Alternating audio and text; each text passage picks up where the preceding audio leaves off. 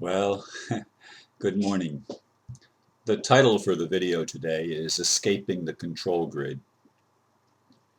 And I wrote the blurb actually in the morning yesterday, probably latter part of the morning, but it was in the morning. And it was a day of introspection. So let me just read the blurb and then talk to you.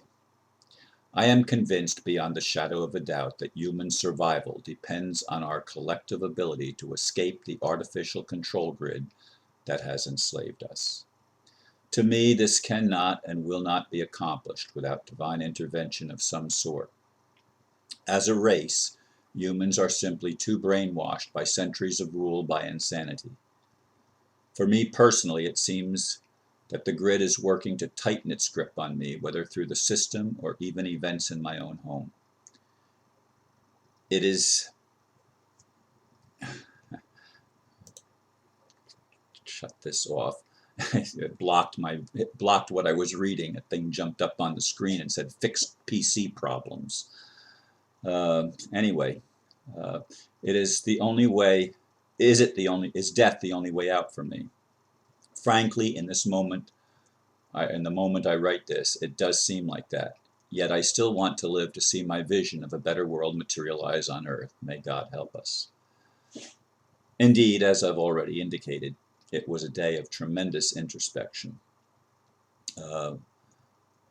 I was confronted by both my son-in-law and my son in conversation, saying that I don't appreciate them and I don't appreciate what they've done for me. And instead I heap criticism on them. I was really disappointed to hear this, but again, it was a day of introspection and I had to take it to heart what they were telling me because that's how they feel.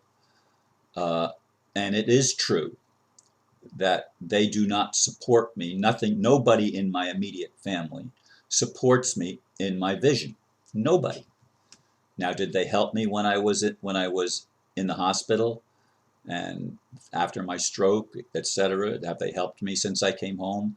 Yes, they've done a lot to go out of their way to help me. They have done that. Even though my daughter and her family haven't given me any money for living here, even though my house has deteriorated, I watch furniture being broken and anyway, lots of things have gone on with 2 years of having my family live under my roof. But in any case, they have helped me a lot. They have shown love when I most needed it. And even on my birthday, they were there to celebrate my birthday.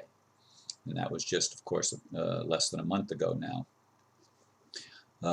In any case, I had to take a lot of thought and think about a lot of things, not just with my family, but with the whole situation in my life. If I had known back in February, March, when I had the stroke in March, if I had known that some of the problems that I see as problems that I'm facing today would still be here, I might have opted just to leave and come back and start over in a different body with a different identity, because it's really, really hard. Now I've been watching what's helped me is to continue to watch Anastasia videos. When I say that, Vladimir Megra, through interpreters, him talking, and also I don't remember the guy's name. I should have put that up on the screen for myself before I started the video, but I didn't. He's a Russian, but he was educated in the United States and speaks English. And I listened to 2 lectures of his yesterday. I believe the first one was in the U.S. and the second one was in Australia. And very, very good, putting things in perspective. Folks,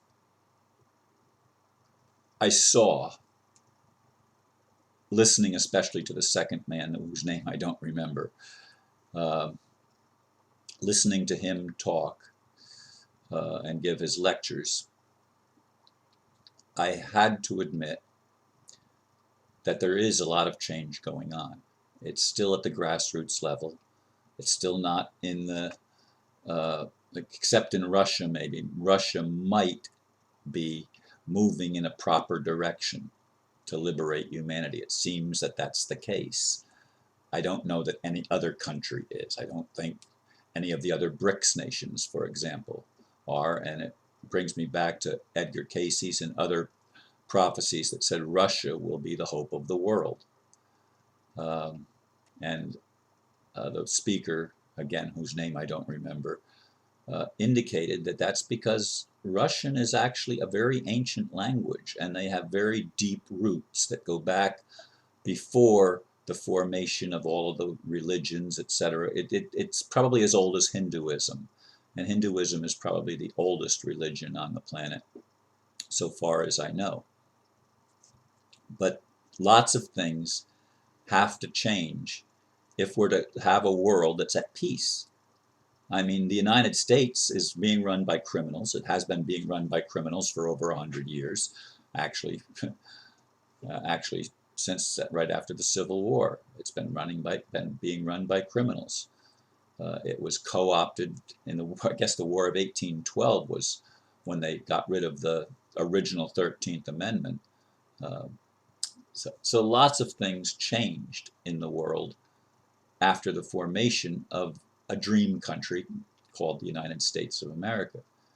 There were lots of things that it got right. There were some things it didn't get right at the very beginning. But it was a movement in a direction that was unknown in the world at that time. And that's why I was part of RUSA, to restore us to our roots, with the corrections of only white men and not women and not blacks and not people of other races. I mean, the Caucasian male superiority had to go, of course. But in any case, we've had a control grid that we've been part of. And sometimes it seems we're voluntary slaves, that we really don't want to know who we are, that we really don't want to know the higher calling. We don't really want to know that our religions have actually shackled us with false beliefs. I mean, Russian Orthodoxy in Russia was horrendous when they took over and started building the temples and robbing the people. I mean, people didn't know slavery in Russia till the church moved in. The church introduced slavery. Christianity was distorted and taken over, and it ruined Russia. Russia now is having a revival of sorts, an awakening of sorts, and may this spread to the whole world, because we're not going to escape the control grid unless we change our attitude. And I said it was going to take a miracle of some sort, because I'd like to see the cabal brought to its knees, and the people that are the most corrupted, I'd like to see them either totally repent or else taken out of the way so that they can no longer exercise their dominion over earth that's never been theirs to begin with, but they've claimed it. And that has to change. We have to become liberated if we're ever going to experience the things that I've envisioned since I was a child. Oh yes, I know I define them differently than I did then. I was totally brainwashed by how I was raised. I don't believe in Christianity the way that I was taught it. Not at all. But I still believe in Jesus. I still believe in God. I still believe that there's a divine purpose to everything. And I'd like to see humanity discover that divine purpose, because we're not going to really escape the control grid, even if they remove the people that have been running the show. Even if they remove those people, we still have to have a change of heart that opens our eyes and opens our minds and hearts to a better way. Thank you for listening. Namaste.